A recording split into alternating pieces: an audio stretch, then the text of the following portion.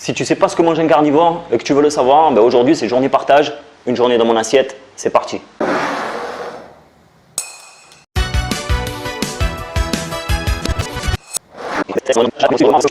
Salut tout le monde, bienvenue sur ma chaîne Athlète Éthique. Aujourd'hui je vais vous parler d'un individu dangereux et malhonnête nommé David. David, aussi connu sous le nom de Santé de Fer sur YouTube.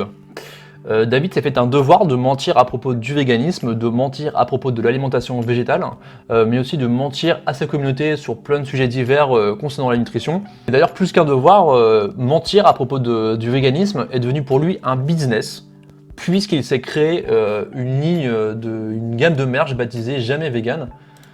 Comme tu peux voir ici sur cette petite vidéo. David est très fier de participer à l'exploitation et à la mise à mort systématique de milliards d'animaux, fier d'être spéciste également. Donc fier de participer à une discrimination envers les autres animaux. Touche pas à mon steak et tu prends une balayette. Bravo pour la rime. Dommage pour l'invitation à la violence. Je pense que la dissonance cognitive est très très forte chez David. Donc, tant que ça peut lui rapporter des vues et de l'argent, notamment maintenant de l'argent grâce à la vente de son merch, David n'hésite pas à mentir à sa communauté, aux gens qui le regardent. Un exemple parmi tant d'autres, mais que je trouve assez formidable. Des fruits et des légumes de qualité et nutritifs. Et enfin, pour compenser cette perte de nutriments, c'est de vous procurer un extracteur à jus.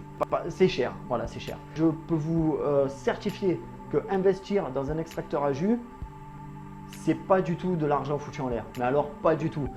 Donc merci David pour ce conseil, Il faut s'acheter un extracteur à jus, c'est vraiment utile, c'est pas du tout de l'argent foutu en l'air. Et ça permet vraiment d'obtenir un maximum de vitamines. Petit conseil pour les fruits, on ne les consomme jamais en jus. Le fruit, on le mange entier pour deux raisons majeures. Lorsque tu en fais du jus, tu te retrouves avec finalement de l'eau sucrée. Une fois qu'on a extrait les fibres, l'index glycémique de ce jus est beaucoup plus élevé que le fruit lui-même. Investir dans un extracteur à jus. Je remets le passage parce que c'est quand même trop beau. On ne les consomme jamais en jus. Les fruits, on ne les consomme jamais en jus. Investir dans un extracteur à jus, c'est pas du tout de l'argent foutu en l'air. Mais alors, pas du tout. Et deuxièmement, tu perds une partie des vitamines. Voilà le genre de conseils que tu peux trouver sur la chaîne YouTube de David. Pour compenser cette perte de nutriments, c'est de vous procurer un extracteur à jus. Il faut bien comprendre que peu importe la qualité de ton extracteur, merci David, de ta centrifugeuse, une partie pour ces conseils avisés. Restera dans les fibres. Donc c'est dommage de transformer un produit qui était à la base assez nutritif et intéressant, de le transformer en finalement de l'eau sucrée avec quelques vitamines dedans. Donc les fruits, jamais en jus. Mais le problème avec David, c'est pas forcément tant qu'il propage des idées factuellement incorrectes ou qu'il te fait dépenser des centaines d'euros pour te dire après qu'en fait t'aurais pas dû. C'est pas non plus forcément qu'il raconte n'importe quoi sur le fitness ou l'alimentation ou la nutrition, mais plutôt que certaines de ses idées en fait sont dangereuses, malsaines. Il pourrait avoir en fait des conséquences dramatiques sur la santé des gens qui le regardent et qui croient à ce qu'il dit en fait. Aujourd'hui, je vais répondre à une de ses toutes dernières créations, un chef-d'œuvre du genre, une journée dans mon assiette carnivore. Vous m'avez bien entendu, David s'identifie désormais comme un carnivore, au même titre que les lions. Et d'ailleurs, il use entre autres de cette excuse pour justifier la cruauté envers les animaux à laquelle il participe, en encourageant leur exploitation, leur mise à mort systématique, leur mutilation, etc., etc.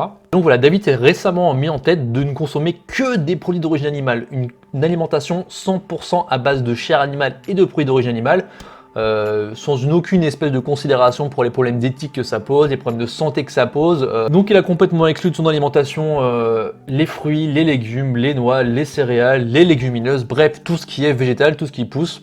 L'alimentation dite carnivore est effectivement très à la mode sur les réseaux sociaux en ce moment, d'où l'engouement d'un certain nombre d'influenceurs et d'influenceuses en mal de reconnaissance et en mal de clics, qui sont prêtes à tout pour faire des vues sur YouTube en faisant la promotion de ce mode de vie destructeur et malsain.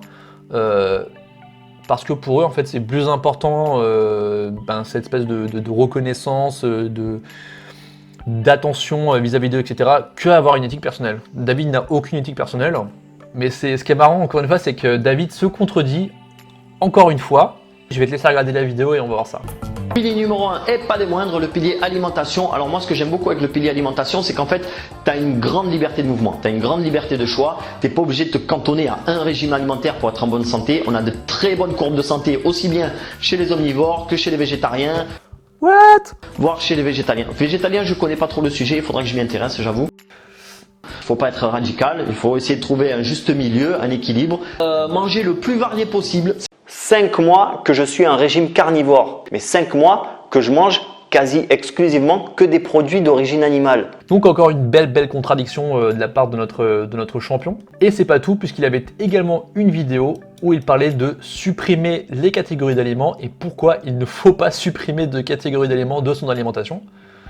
Dans cette vidéo, ce que je souhaite faire, en Extrait. fait, c'est te déconseiller de supprimer des catégories entières d'aliments. 5 mois que je suis un régime carnivore. Donc, elle consiste, lorsque tu souhaites améliorer ta santé à travers l'alimentation, à supprimer des catégories entières d'aliments. Alors, ça commence par un aliment, puis deux, puis une catégorie, puis deux catégories, puis après, on va supprimer des condiments, des assaisonnements. Et puis, si vraiment tu es le meilleur, que tu es bon, tu vois, que tu Ah, si vraiment t'es le meilleur. fais partie de l'élite, que tu fais un peu partie des crossfitters de l'alimentation, ben, tu supprimes tout. Voilà.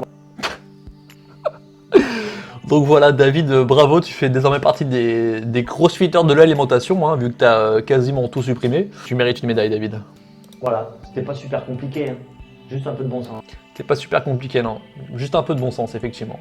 Maintenant que tu as un peu saisi quel genre de personnage est David, on va pouvoir passer à sa vidéo « Une journée dans mon assiette carnivore ». Et commençons donc cette superbe vidéo. Tout d'abord, il est très important de se mettre en tête que le chasseur-cueilleur de l'époque, notre ancêtre, c'était pas un bras cassé, ok?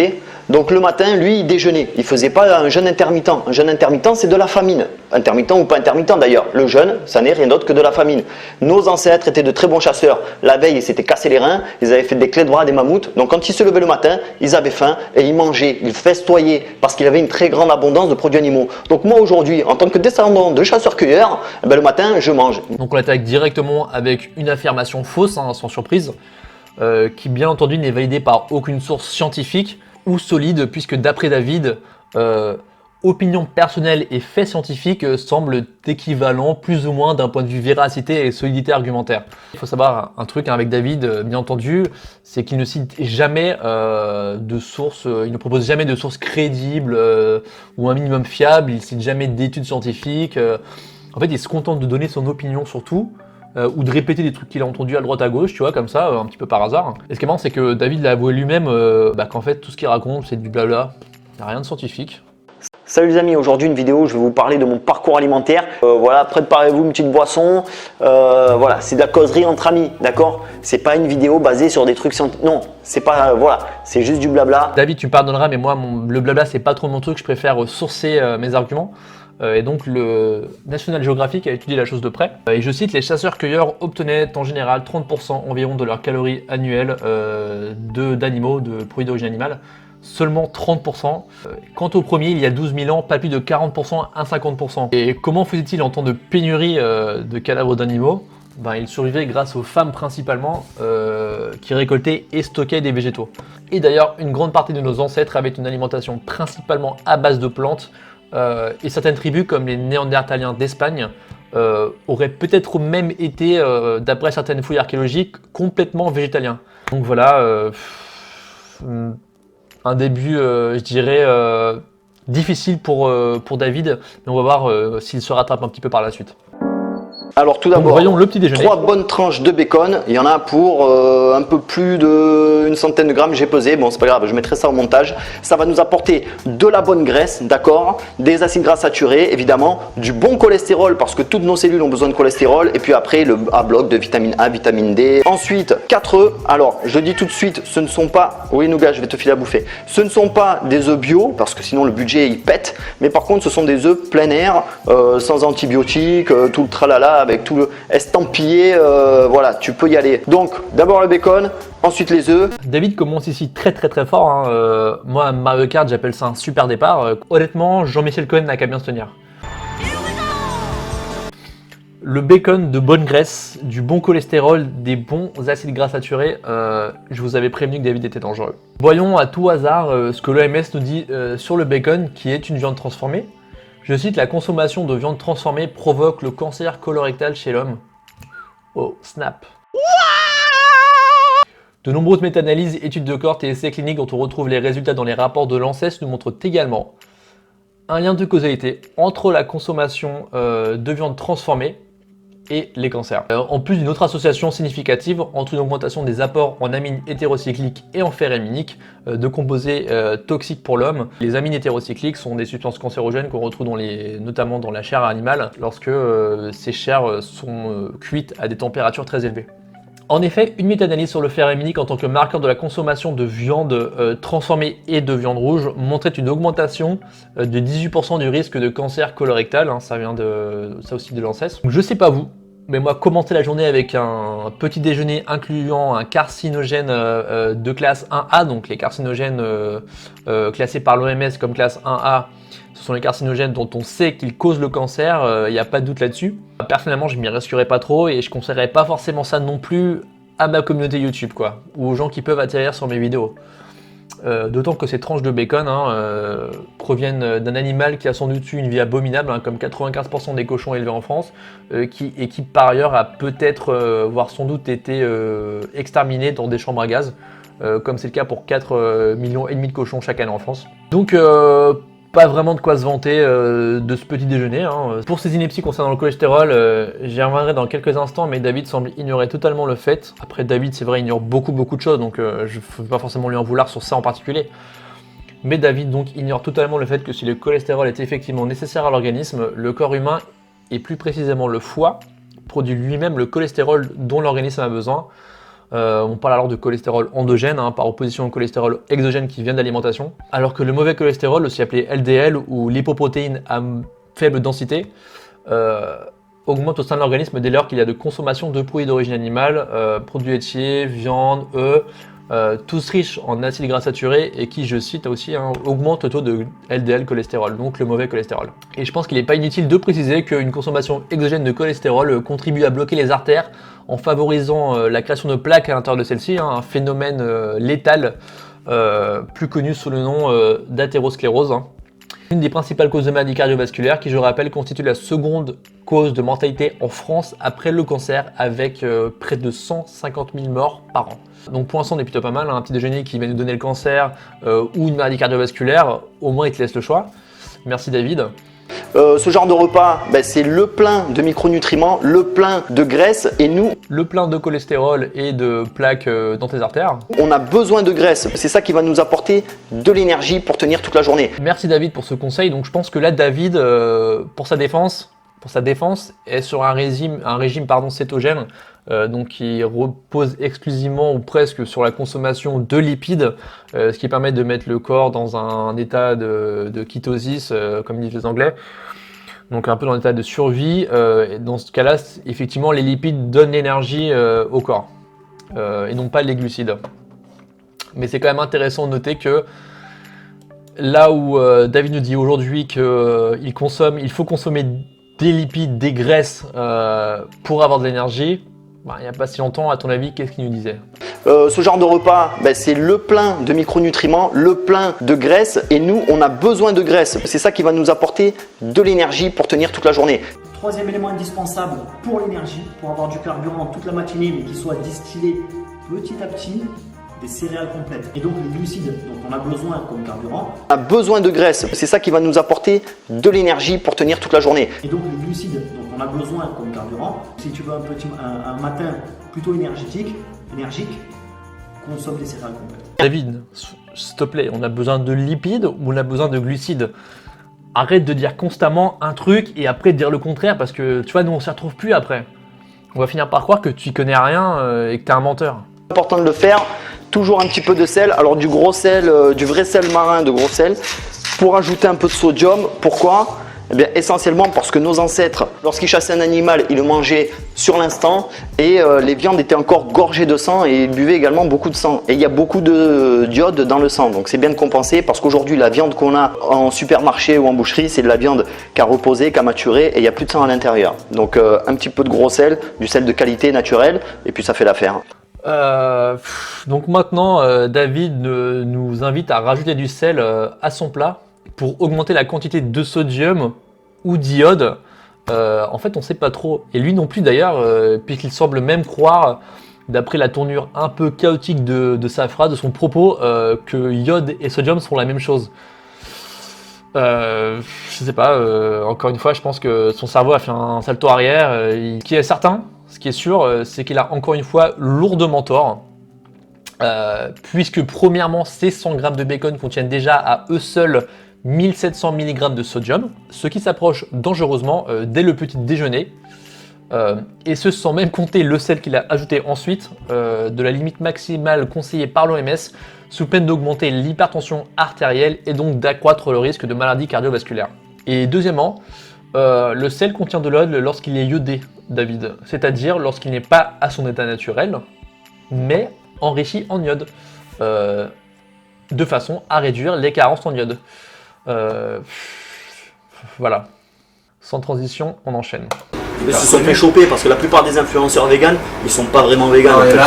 Tous ils trichent. À un moment, on est tous des êtres humains. Les mecs, ils vont pas me faire croire qu'à un moment, chez mamie, quand ils y vont, et qu'elle leur a fait un bon repas où il y a un petit bout de fromage, ils vont pas taper le fromage. Si David, que ce soit chez ma grand-mère, chez un pote à une soirée ou en plein milieu du désert, si on me propose un aliment fabriqué avec les sécrétions mammaires d'une maman privée de liberté, qu'on a pénétré de force pour lui injecter du sperme de mâle, à qui on a retiré dès la naissance les enfants pour les engraisser et les égorger, tout ça avant de elle-même, la maman, l'égorger parce qu'elle n'est plus assez rentable ni assez productive, eh bien tu peux être sûr que mon nom sera 100% catégorique parce que cela tout simplement va à l'encontre de mon éthique, de la morale, du respect envers les animaux et de mes convictions les plus profondes tout simplement.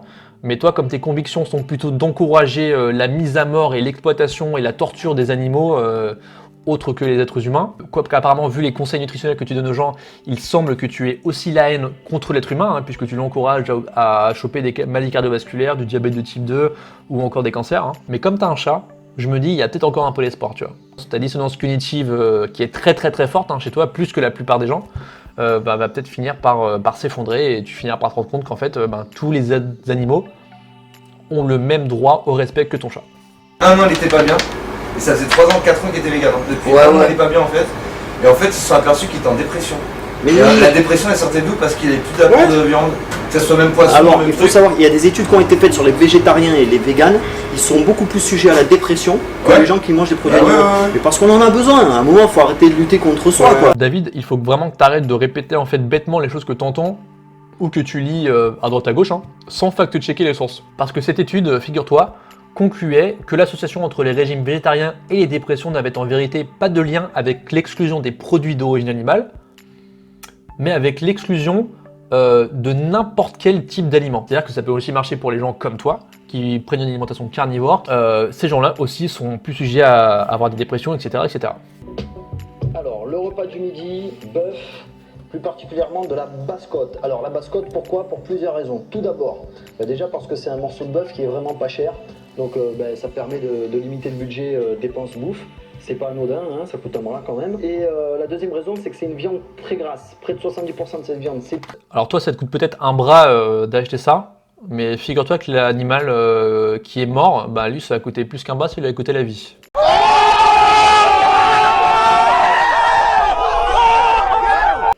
Gras. Et nous, pour notre énergie, on a besoin de viande grasse. Il faut savoir que nos ancêtres ont décimé la mégafaune de l'époque, il y a quelques centaines de milliers d'années, voire quelques dizaines de milliers d'années. Toute cette mégafaune, on s'en est nourri pendant des centaines de milliers d'années, on les a exterminés. Voilà, donc c'est pas bien, bien entendu. C'est pas bien d'avoir exterminé toutes ces créatures, mais je vais quand même continuer sur la lancée en fait en participant au massacre moi-même de 70 milliards d'animaux terrestres. Parce qu'en fait j'en ai rien à foutre de flinguer la planète, j'en ai rien à foutre de flinguer les espèces qui y vivent, j'en ai rien à foutre de flinguer ma santé si je peux récolter des clics et un peu d'argent, un peu de billets au passage, et j'en ai rien à foutre de flinguer la santé aussi des gens qui me suivent, qui auront le malheur d'atterrir sur mes vidéos et de me suivre dans mon délire. Mais voilà, c'est pour dire qu'on vivait plus de chasse que de cueillette. Belle éthique, donc David. qu'est-ce qui se rapproche aujourd'hui le plus des viandes grasses de l'époque? Eh bien tout simplement le bœuf, c'est ce qu'on a à disposition. Je vais manger à peu près 450-500 grammes. Donc ça on va découper. Et à côté, du beurre, alors du beurre classique, 25 grammes de beurre environ. Et ce qui restera de cette basse-côte, je le mangerai ce soir, accompagné par autre chose. C'est parti pour la cuisson, c'est parti. Donc du bœuf et du beurre pour les déjeuners. Encore un repas équilibré, varié, qui contient non pas un seul, mais deux ingrédients C'est marrant parce que moi on me dit souvent, qu'on m'a dit quand je deviendrai vegan, j'aurai une alimentation hyper restrictive. Alors si tu as regardé ma dernière journée dans mon assiette, ben, tu verras que c'est pas le cas. Hein. Par contre là quand je vois ça, je me dis ah ouais là on est sur un truc, on va du lourd quoi. Et en fin de repas pour le dessert, alors là c'est vraiment par gourmandise, une petite portion de fromage au lait cru. Là c'est à peu près 30 grammes. Ça on est d'accord que nos plus lointains ancêtres, bien avant qu'on se lance dans l'élevage, n'en consommaient pas. Non mais David, il y a bien longtemps, tes ancêtres ne consommaient pas non plus de bacon, ils ne versaient pas de sel marin sur leurs aliments. Ils ne buvaient pas de l'eau pétillante dans leurs bouteilles en plastique non plus. Ils disent ça comme ça. Hein. C'est ma petite perversion, tu vois, c'est mon vice personnel. Alors là, je peux pas vraiment laisser passer ça. Hein. Je voudrais juste préciser que la consommation de fromage n'est pas un vice personnel, hein, puisque des millions de vaches et de veaux sont exploités pour le produire. Des millions de vaches et de veaux sont exploités, abusés, égorgés chaque année par la filière laitière hein, pour produire ton fromage. Et bon, là par contre, je comprenais que David l'ignore totalement, comme la quasi-totalité des végans l'ignoraient avant d'être vegan, et que moi-même je l'ignorais, cette vérité abjecte, avant d'être vegan. Bref, une nouvelle fois, le repas de David contient des quantités vertigineuses d'acides gras saturés, de cholestérol, ce qui est très inquiétant pour lui, mais aussi et surtout, encore une fois, pour les personnes qui regardent ces vidéos et qui seraient tentées de l'imiter, et pense qu'il sait de quoi il parle, alors que même qu'il ne référence aucune de ses affirmations, pourtant en désaccord avec les consensus scientifiques. Hein. Pour ce soir, on va commencer avec notre reste de basse-côte de ce midi. Hein, il y en a pour 350, 400 grammes à peu près. Dans tous les cas, dans la journée, j'aurais mangé 800 grammes. Donc on finit la basse-côte. Un deuxième mets de choix pour compléter. Alors là, c'est magnifique. C'est 250 grammes pardon, de foie de bœuf que je viens de ramener de chez mon boucher. Alors, je tiens à préciser que le foie de bœuf, c'est le super aliment par excellence, d'accord? C'est le truc, vous devez mettre ça dans votre alimentation pour accompagner ou pour participer à la cuisson, pour donner de la saveur à ces deux pièces maîtresses de ce repas du soir. On va ajouter un peu de graisse de canard, voilà, pour la cuisson. Alors c'est de la graisse de canard de base du supermarché, hein, et voilà, et puis c'est des bonnes graisses quoi. Hein. Donc écoutez, moi je pense que on va passer à la cuisson, on va combiner ces aliments ensemble dans un repas merveilleux, très nutritif, très du soir j'ai envie de dire. Hein. Alors on va faire une digestion nickel. Donc je résume donc le dîner, de la côte de bœuf, du foie de bœuf et de la graisse de canard.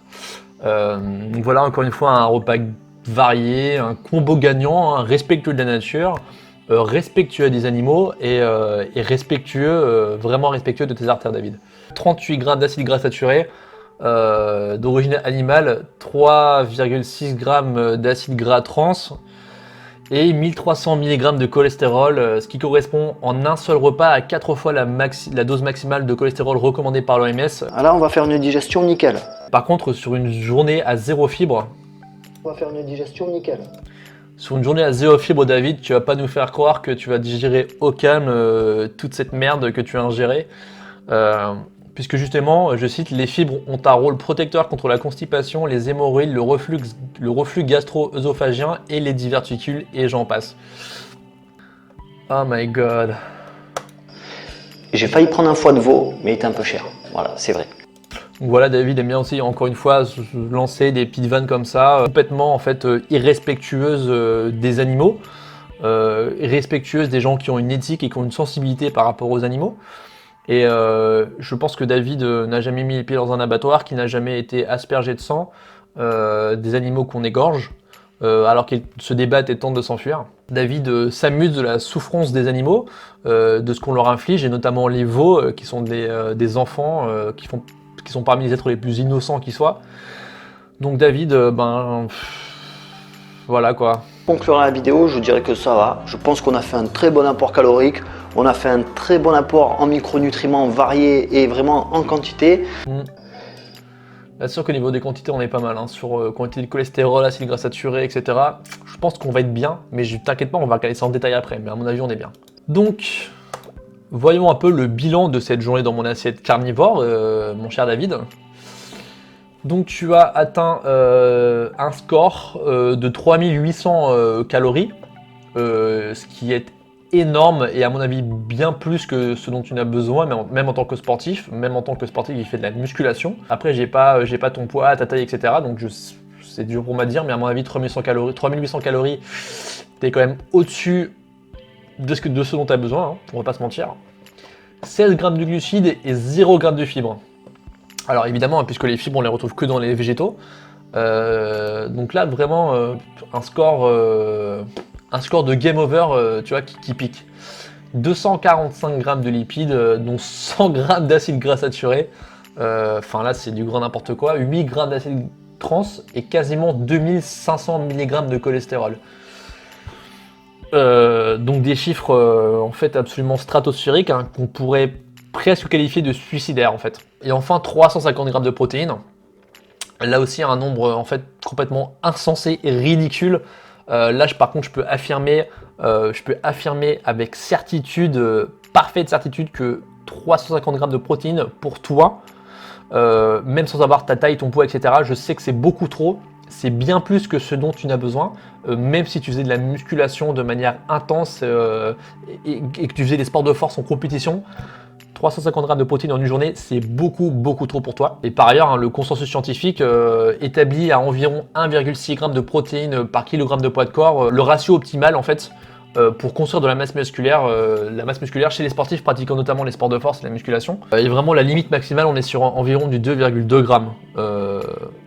En termes d'obtention de résultats, David a consommé 2500 mg de cholestérol, soit plus de 8 fois la dose journalière recommandée qui est de 300 mg, alors même que les taux de cholestérol et des tensions artérielles considérés comme étant dans la moyenne, donc ceux qui ont des taux considérés comme normaux, sont en général déjà eux trop élevés pour la santé. Donc David là, il est au-dessus quoi, il pète tous les scores. Hein. Et que se passe-t-il en cas de consommation excessive de cholestérol? Une augmentation nette des risques de maladie cardiovasculaire et crise cardiaque. Je cite, on estime que l'hypertension et l'hypercholestérolémie provoquent environ 9 millions de morts par an et la perte de 75 millions d'années de vie en bonne santé. Cela, donc, je pense qu'on va pouvoir rajouter tous les gens qui t'ont écouté sur ta chaîne YouTube et qui se sont dit je vais faire comme David. Un taux de cholestérol élevé est aussi associé à la création de calculs biliaires. Hein, je cite, environ 80 à 95% des calculs sont composés de cholestérol. Et dans les pays industrialisés, un décès sur 4 est dû à des artères endommagées par des plaques. Donc voilà, David, tes affirmations sur le nombre de nutriments, de bon cholestérol, etc. Tout ça c'est du pipeau, tu racontes vraiment n'importe quoi.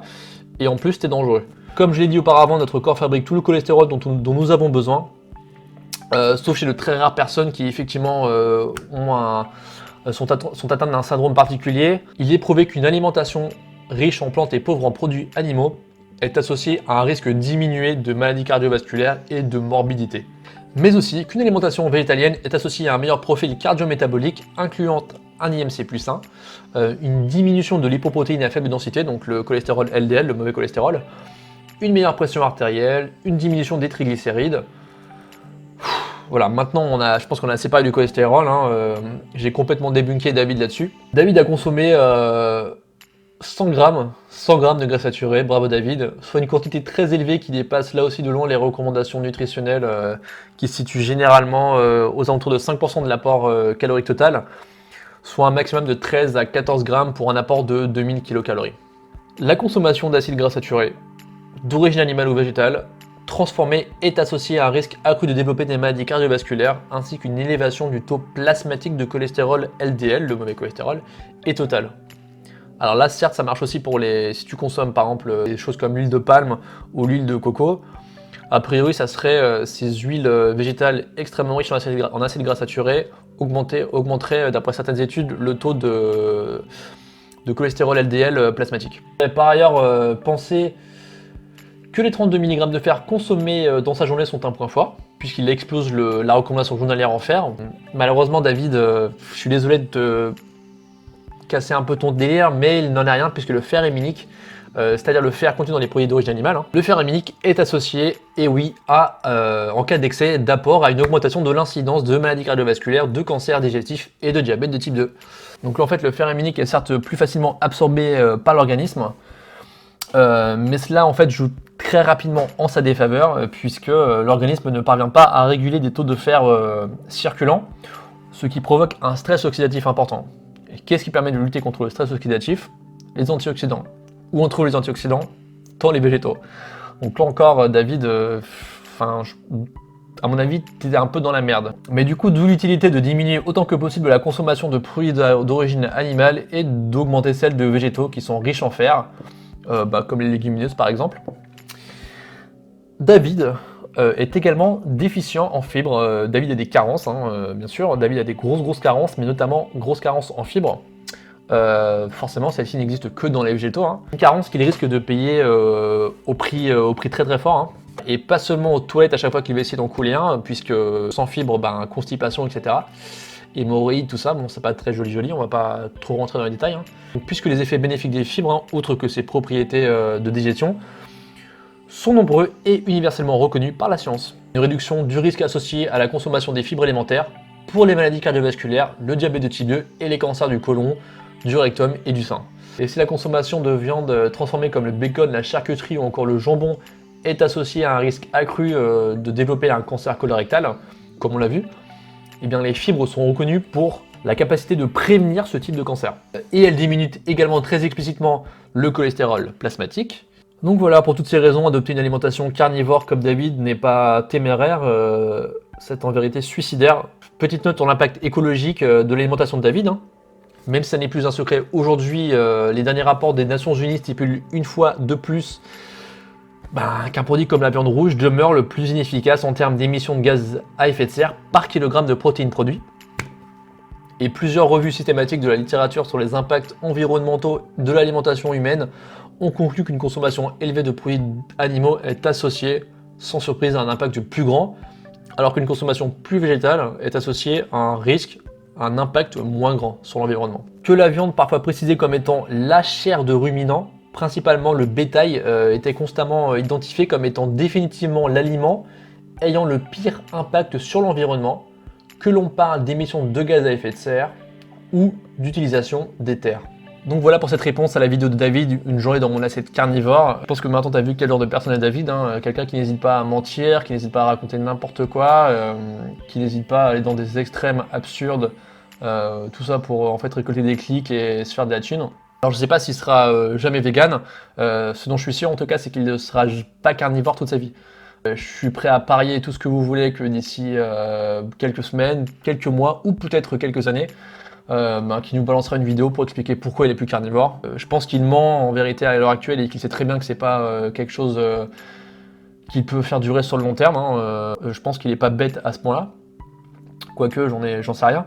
Mais en tout cas, voilà, si vous avez envie de voir un peu ce que peut donner une journée dans mon assiette de sportif vegan, j'en ai fait une il y a très récemment, je vais mettre le lien sous la vidéo, et comme ça vous pourrez comparer un petit peu en termes de nutriments les deux journées dans mon assiette, aussi en termes d'aliments consommés, de diversité, etc., de panel de possibilités, et vous pourrez faire votre choix sur laquelle des deux est vous paraît la plus intéressante et la plus sympa. Merci d'avoir regardé cette vidéo, n'hésite pas à laisser un petit commentaire, un petit like, ça fait toujours plaisir, à partager aussi, et on se dit à très bientôt, ciao.